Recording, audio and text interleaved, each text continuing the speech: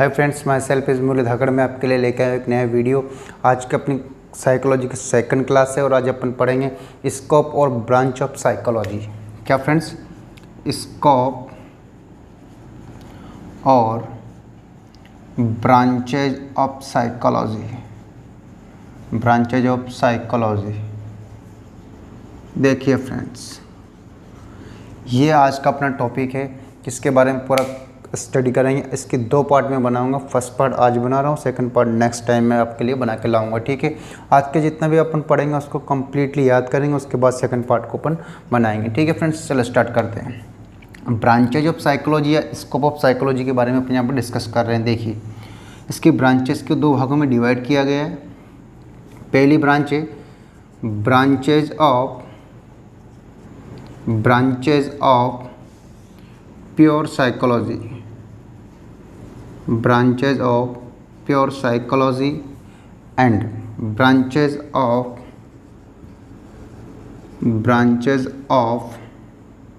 applied psychology। कौन सा friends? applied psychology। देखिए तो क्या बोला मैंने? Branches of pure psychology and branches of applied psychology. तो आज अपन ओनली कौन सी पढ़ेंगे? Branches of pure psychology, complete branches को अपन डिस्कस करेंगे। नेक्स्ट वीडियो में अपन सेकंड डिस्कस करेंगे ब्रांचेज ऑफ अप्लाइड साइकोलॉजी को। ठीक है फ्रेंड्स, तो आज अपन पहले नाम लिखते हैं इनका, उधर का डिस्कस बाद में करेंगे, पहले इसको डिस्कस करेंगे। इसकी पहली ब्रांच का अगर मैं नाम बताऊँ आपको तो ब्रांचेज ऑफ प्योर साइकोलॉजी के बारे में अपन यहाँ पर डिस्कस कर रहे हैं। चलिए स्टार्ट करते हैं। पहली अपनी ब्रांच होती है जनरल साइकोलॉजी। याद करते हो चलना फ्रेंड्स, जनरल साइकोलॉजी। कौन सी होती है पहली? General psychology. दूसरी अगर मैं बात करूं सोशल साइकोलॉजी।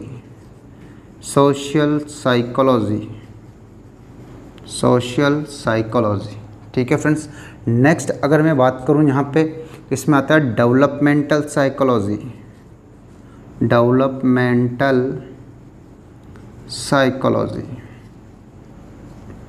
ये डेवलपमेंटल साइकोलॉजी। ठीक है फ्रेंड्स। नेक्स्ट अगर मैं बात करूं यहाँ पे आता है पैरासाइकोलॉजी। कौन सी है? पैरासाइकोलॉजी। इसकी ब्रांचेस के नाम पहले बता रहा हूँ, फिर एक एक ब्रांच को अपन एक्सप्लेनेशन से पढ़ने वाले। ठीक है। नेक्स्ट अगर बात करूँ मैं यहाँ पे पैरासाइकोलॉजी के बाद आता है एबनॉर्मल साइकोलॉजी।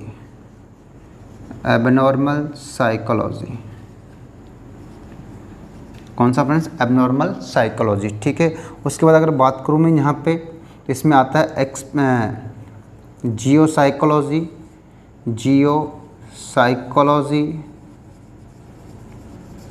और सबसे लास्ट में आता है आपका एक्सपेरिमेंटल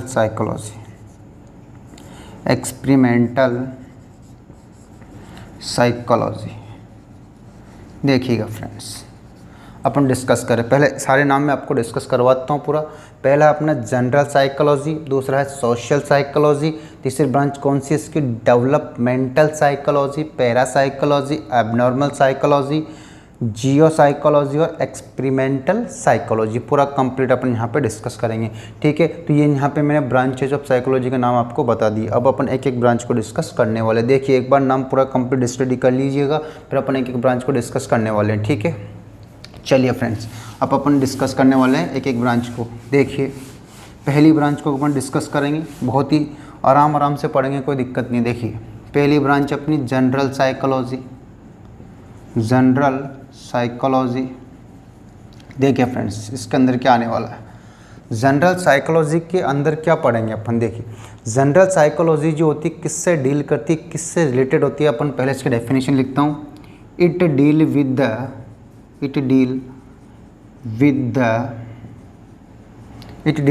द जनरल, या बोल सकते हैं fundamental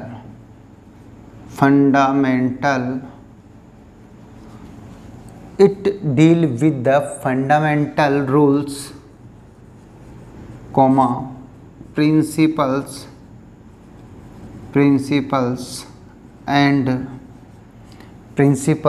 and theories of psychology. अब देखिए, थ्योरीज ऑफ साइकोलॉजी इसमें थोड़ा सा समझने वाली बात है कि जो जनरल साइकोलॉजी जो होती है किससे रिलेटेड होती है, किससे संबंधित होती है, इसमें क्या होता है फंडामेंटल रूल ऑफ साइकोलॉजी, ये किससे रिलेटेड, साइकोलॉजी के फंडामेंटल रूल्स क्या होते हैं उस पर डिपेंड होती है। दूसरी बात मैंने बोला प्रिंसिपल्स, किस पे डिपेंड होती है, प्रिंसिपल्स इसके अंदर आते हैं। दूसरी बात थ्योरीज ऑफ साइकोलॉजी, वो किसके अंदर आती है, आपकी जनरल साइकोलॉजी के अंदर आती है। जनरल साइकोलॉजी किस के अंदर क्या क्या आता है, फंडामेंटल रूल ऑफ साइकोलॉजी, उसके बाद मैंने प्रिंसिपल्स ऑफ साइकोलॉजी, उसके बाद कौन सा आता है थ्योरी ऑफ साइकोलॉजी, ये किसके अंदर आता है, जनरल साइकोलॉजी के अंदर आता है। इसके अंदर एक चीज़ और आती है स्टडी अबाउट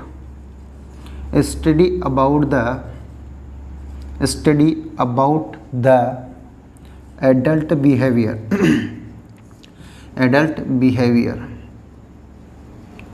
कौन सा फ्रेंड्स, एडल्ट बिहेवियर। देखिए इसके अंदर जनरल साइकोलॉजी के अंदर अपन एडल्ट बिहेवियर का स्टडी भी इसके अंदर अपन करते हैं। तो पहली ब्रांच अपनी कौन सी खत्म हुई, जनरल साइकोलॉजी की पहली ब्रांच अपन यहाँ पे खत्म हो चुकी है। ठीक है, नेक्स्ट अगर बात करूँ मैं अब इसके बाद अगर बात करते हैं तो इसके अंदर आता है आपका सोशल साइकोलॉजी। कौन सी आती है फ्रेंड्स, सोशल साइकोलॉजी बहुत ही इम्पोर्टेंट चीज़ है। देखिए सोशल साइकोलॉजी के अंदर किसके, पहले इसको मैं पूरा कंप्लीट लिखूँ उसके बाद पूरा डेफिनेशन अपन क्लियर करेंगे। देखिए it deal with the notes बनाते हुए चलना फ्रेंड्स, ये इसीलिए लिख रहा हूँ ताकि आप नोट्स बना सको, वरना मैं ओरली एक्सप्लेन कर देता इसको। देखिए it deal with the group of behaviour and inter relationship of people with each other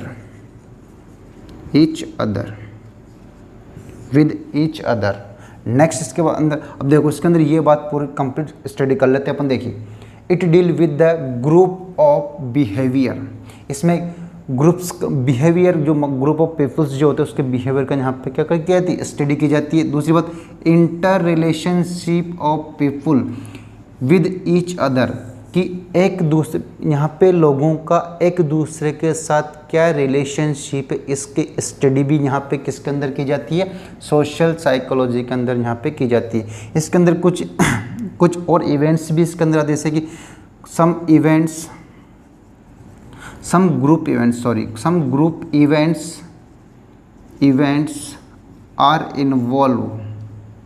are involved, कुछ ग्रुप इवेंट्स को यहाँ पे इन्वॉल्व किया गया, जैसे कि यहाँ पे बोलते हैं अपन ग्रुप ओपिनियन, पब्लिक ओपिनियन बोल सकते हैं। यहाँ पे क्या बोल सकते हैं, पब्लिक ओपिनियन। अभी पब्लिक ओपिनियन यहाँ पे इसके अंदर आता है। दूसरी बात एक और बात आती है यहाँ पे क्राउड बिहेवियर। देखिए फ्रेंड्स, और एक आता है यहाँ पे एटीट्यूड। क्या आता है, एटीट्यूड। सारी बातें अपन एटीट्यूड के बारे में यहाँ आपको पढ़ाऊंगा साइकोलॉजी में। नेक्स्ट अगले यूनिट के अंदर यहाँ पे टॉपिक आने वाला अपना एटीट्यूड। तो यहाँ पे बस नाम याद रखना आपको।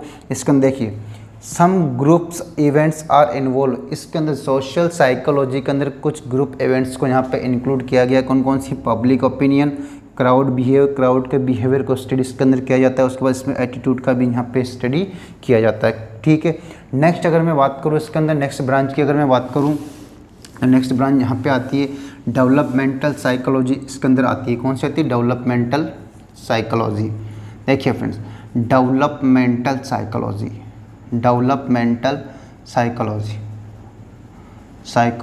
देखिए डेवलपमेंटल साइकोलॉजी के अंदर क्या क्या, इसके अंदर क्या आता है, डेवलपमेंट, नाम से पता लगा डेवलपमेंटल साइकोलॉजी कहने का मतलब इसके अंदर ये किसका डील करे, growth and development of an individual from the birth to old age. कहने का मतलब जो एक इंडिविजुअल है उसका बर्थ से लेके ओल्ड एज तक का जो ग्रोथ एंड डेवलपमेंट है वो किसका डील करेगा, डेवलपमेंटल साइकोलॉजी के अंदर। तो इसके अंदर लिख देते हैं it deals with the process from birth to old age। कहाँ से कहाँ तक, जन्म से लेके ओल्ड एज तक का जो ग्रोथ एंड डेवलपमेंट जो हुआ उसकी स्टडी किसके अंदर की जाती है, किसके अंदर की जाती है, डेवलपमेंटल साइकोलॉजी के अंदर की जाती है। ठीक है, अब डेवलपमेंटल साइकोलॉजी को भी सब डिवाइड किया गया है, इसको डिवाइडेड इनटू, देखिए इसको भी कुछ भागों में डिवाइड किया गया। यहाँ तक क्लियर है फ्रेंड्स, इसको मैं बहुत इजी तरीके से समझा रहा हूँ। इट डील विद द, इसमें बिल्कुल सिंपल सा, ज़्यादा समझाने का इसमें है नहीं, तो बिल्कुल सिंपल सा देखिए, it deal with the process from birth to, it deal with the process from birth to old age. इसमें आ जाए growth and development, growth and development. Development कहने का मतलब बर्थ से लेके ओल्ड एज तक जो ग्रोथ एंड डेवलपमेंट हुआ है उसका अध्ययन किसके अंदर किया जाता है, डेवलपमेंटल साइकोलॉजी के अंदर यहाँ पे किया जाता है। ठीक है, अब इसके अंदर एक और चीज़ यहाँ पे डिवाइड किया गया, इट इज़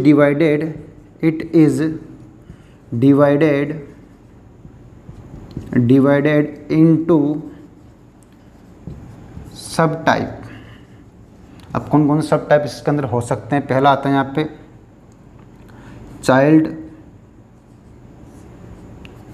चाइल्ड साइकोलॉजी,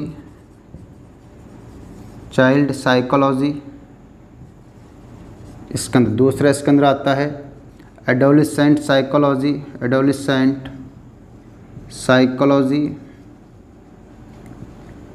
नाम याद रखने आपको, child psychology, adolescent psychology, adult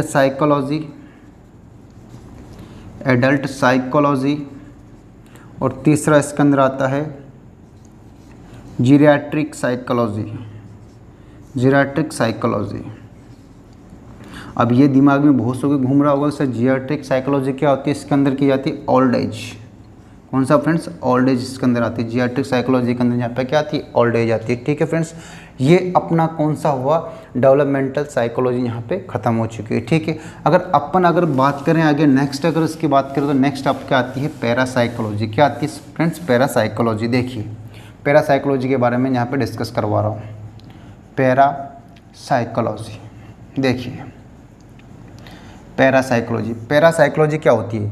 parapsychology, पहले मैं इसकी पूरी कंप्लीट डेफिनेशन लिखूँगा, उसके बाद मैं इसको एक्सप्लेन करूँगा। देखिए, it deal with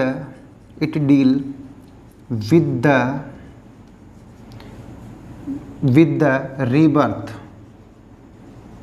rebirth, previous birth and telepathy.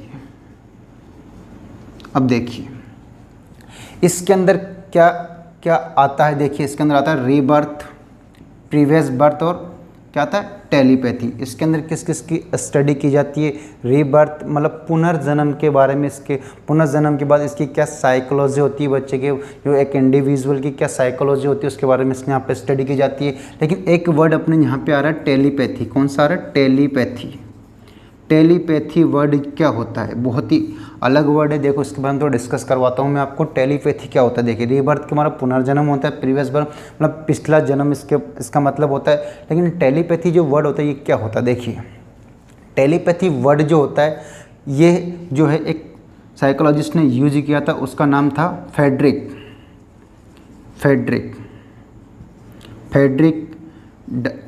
ने इसको यूज किया था। किसने यूज किया था, फेड्रिक ने इसको यूज किया था। अब ये फेड्रिक ने इसको यूज किया था, तो अब दिमाग में सिर्फ फेड्रिक ने इसको यूज कब किया था। देखिए टेलीपैथी जो टर्मिनोलॉजी थी इसको यूज किसने किया था, फेड्रिक ने इसका यूज किया था। फेड्रिक ने इसका यूज कब किया था, 1882 में इसका यूज़ किया गया था। कब यूज़ किया गया था, 1882 में इसका यूज़ किया गया था, क्योंकि फेड्रिक ने इसको यूज़ किया था 1882 के अंदर इसमें यूज किया गया था। ठीक है, अगर फेड्रिक को अगर आप पूरा नाम देखना चाहे तो फेड्रिक WH मेयर इसको बोला जाता है। क्या बोला जाता है, WH मेयर इसको बोला जाता है। देखिए टेलीपैथी टर्म होती है, किसने यूज़ की थी इसको, सबसे पहले फेड्रिक WH मेयर ने इसको यूज़ किया था। कब यूज़ किया था, 1882। चलो यहाँ तक भी क्लियर। अब आपके दिमाग में एक बात और आ रही होगी कि सर इसका मतलब क्या होता है। इसका बहुत ही मतलब बहुत शानदार होता है। देखिए इसमें क्या होता है, कम्युनिकेशन, वर्ड को ध्यान से समझना, कम्युनिकेशन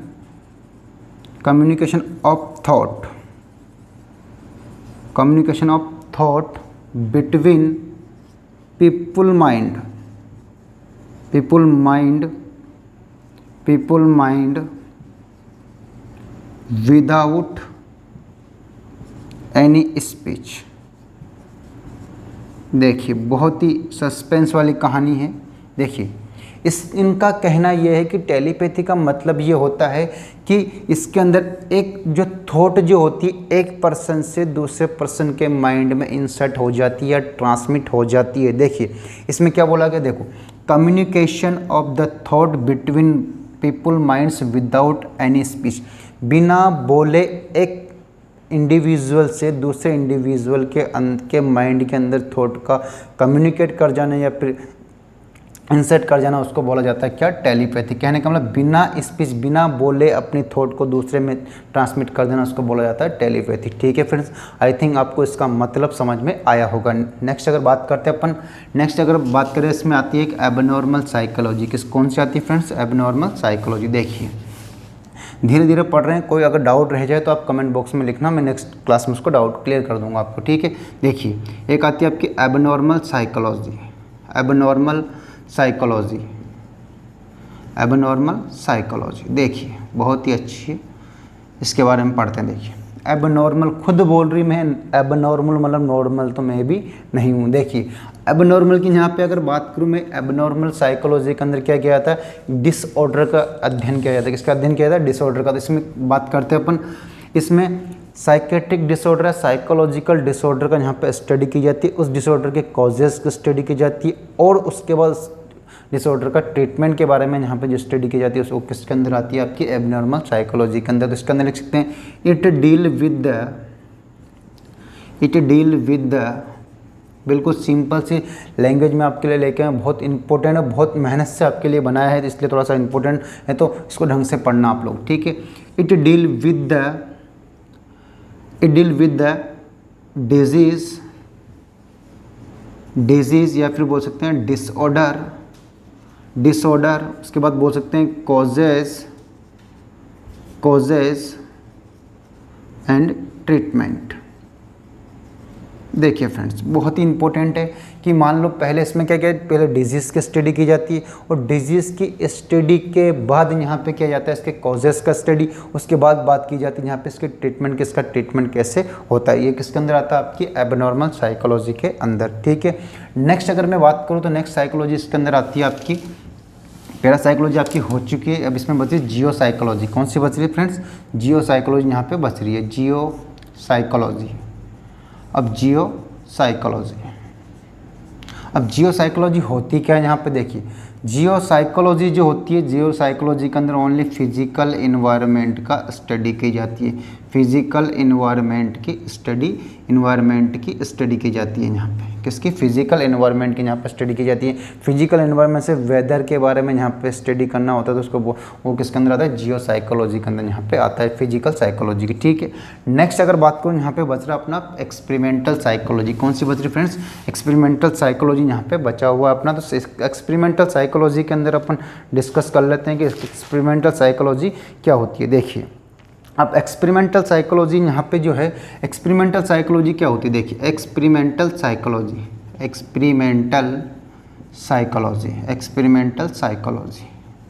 नाम से पता लग रहा है फ्रेंड्स, अगर आप थोड़ा ध्यान दे रहे होंगे तो एक्सपेरिमेंटल साइकोलॉजी होती क्या, देखें यहाँ पे। अब एक्सपेरिमेंटल साइकोलॉजी के बारे में यहाँ पे डिस्कस कर रहे हैं अपन, तो इसमें क्या होता है, it deal with the psychological experiment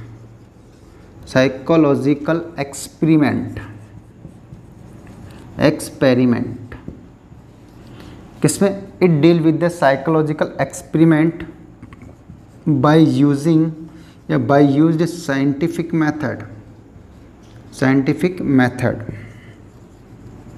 scientific method बहुत ही इंपॉर्टेंट है। देखिए इसके अंदर किसके स्टडी की जाए, साइकोलॉजिकल एक्सपेरिमेंट की यहाँ पे स्टडी की जाती है, और ये साइकोलॉजिकल एक्सपेरिमेंट की जो स्टडी की जाती है इसमें कौन सा मेथड को यूज़ किया जाता है, साइंटिफिक मेथड को यहाँ पे यूज़ किया जाता है। बिल्कुल सिंपल सा है कि it deal with the psychological experiment and by using the scientific method. इसके अंदर जो एक्सपेरिमेंट, साइकोलॉजिकल एक्सपेरिमेंट जो यहाँ पे यूज़ किया जाता है, इसके साथ कौन सा चीज़ यूज़ की जाती है, साइंटिफिक मेथड यहाँ पे यूज किया है। जब जो साइकोलॉजिकल एक्सपेरिमेंट अपन करते हैं तो उसमें कौन से मेथड का यूज़ करते हैं, साइंटिफिक मेथड का यहाँ पे यूज़ करते हैं। किसका यूज़ करते हैं, साइंटिफिक मेथड का यहाँ पे यूज करने वाले हैं। ठीक है, नेक्स्ट अगर मैं बात करूँ इसके अंदर एक और